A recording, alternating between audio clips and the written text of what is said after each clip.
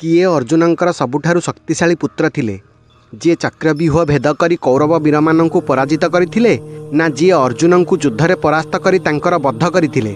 अर्जुनंकर 4 जण पुत्र थिले। 2 जनक संपर्क रे प्राय समस्ते जानती, किंतु अन्य 2 जनकर पराक्रम केते ताहा केही जानती नहीं। एही समस्त पुत्र माने केते शक्तिशाली थिले, सेमानंक भितरु किए सबुठु अधिक शक्तिशाली थिले। आजिर भिडियो रे आसंतु विस्तार भावरे जानिबा अर्जुनंकर एही समस्त पुत्र मानंक संपर्क रे। जय पतितपावन जगन्नाथ, जय सनातन। आपण देखुचंती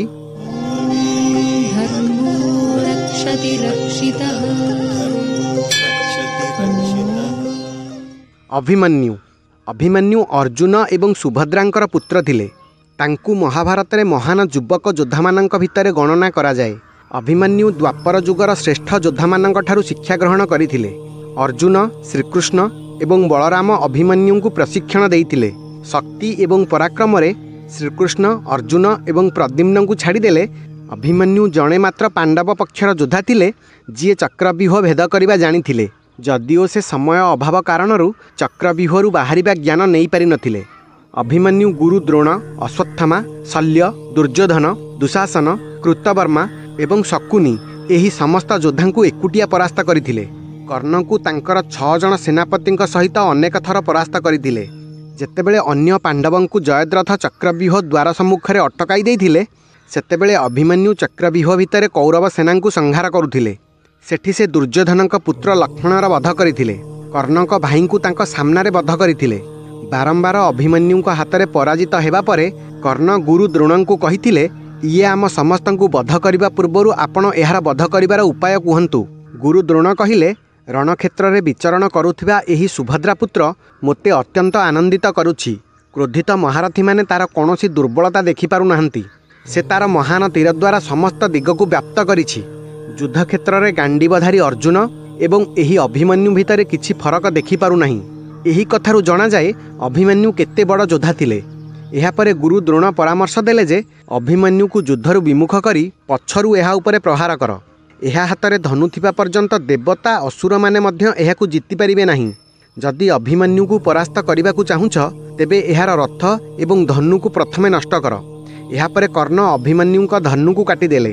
कृतवर्मा घोड़ा को मारिदेले। कृपाचार्य सारथी को मारिदेले। एहा परे कौरव माने छळ कपट करी जेतेबेले अभिमन्यु थकी जाइथिले, सेतेबेले समस्त कौरव योद्धा मिलित भावरे चारि पाखरु घेरी जाई सामूहिक भावरे आक्रमण कले। शेषरे दुशासन पुत्र गदा प्रहार करी तांकर वध कला। बब्रुवाहन अर्जुन एवं मणिपुरर राजकुमारी चित्रांगदांक पुत्र थिले। तांकर पालन पोषण मणिपुर रे ही होइतिला। महाभारत रे अश्वमेध पर्व तांक संपर्क रे विशेष भावरे वर्णना करा जाइछि।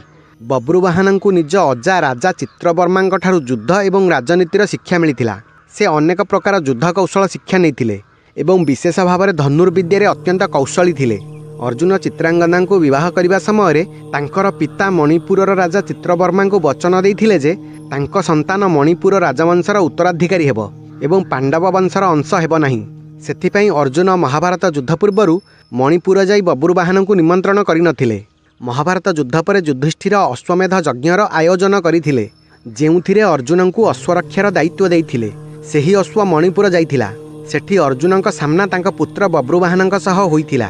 बब्रुवाहन निज पितांक आगमन रे विनम्रतापूर्ण भावरे तांकर स्वागत कले, किंतु अर्जुन एहाकु क्षत्रिय धर्मर विरुद्ध बोली भाबिले एवं बब्रुवाहनंकु युद्ध पई आह्वान कले। नागकन्या उल्लुपींक अनुमति क्रमे दुहिंक भितर घमाघोट युद्ध हेला। युद्धरे बब्रुवाहन निजर अद्वितीय पराक्रम रे अर्जुन को परास्त कले। अर्जुन गुरुतर आघात पाई अचेत होईगले एवं प्राणत्याग कले। एही घटना बब्रुवाहन अत्यंत दुखित हेले।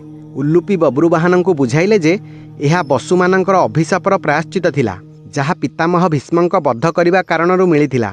उल्लुपी संजीवनी मणि उपयोग करी अर्जुन को पुनर्जीवन देले। अर्जुन निज पुत्रर पराक्रम रे अत्यंत प्रभावित हेले एवं तांको क्षमा करदेले। नागार्जुन बा इराबान।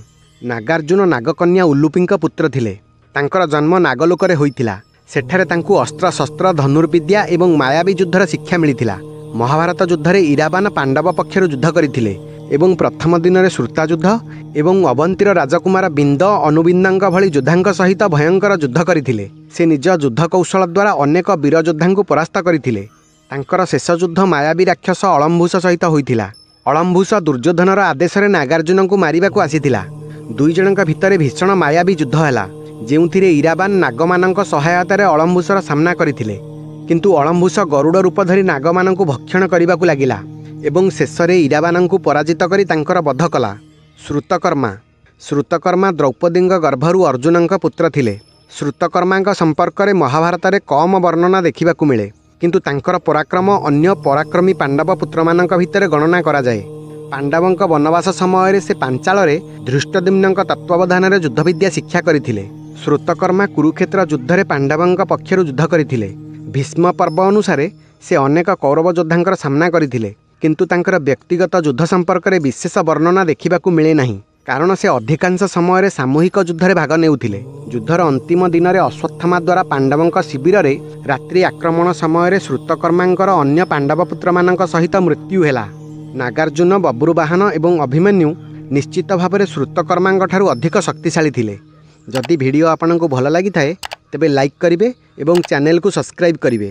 ରହିଲି। ଜୟ ଜଗନ୍ନାଥ, ଜୟ ସନାତନ।